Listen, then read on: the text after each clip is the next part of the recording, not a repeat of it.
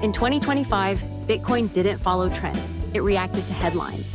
Here are moments when simple risk management mattered more than technical skill.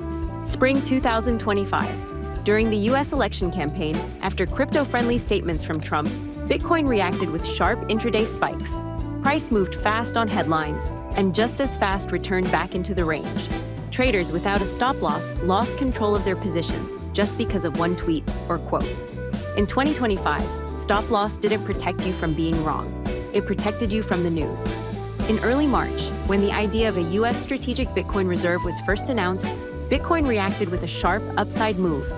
But on March 6, when Trump signed the executive order establishing the strategic Bitcoin reserve, the price reaction was stayed within the broader range. Traders who didn't take profit mistook political hype and short-term reactions for a real trend, and gave gains back within hours. In 2025, headlines created short reactions, not sustainable moves. In mid-January, small intraday moves, no clear trend. When US inflation data was released, the market reacted suddenly. That short burst of volatility was enough to liquidate traders using high leverage without risk control. Those who, reduced leverage and limited risk per trade, survived this phase and stayed in the market. In 2025, leverage only worked together with risk management.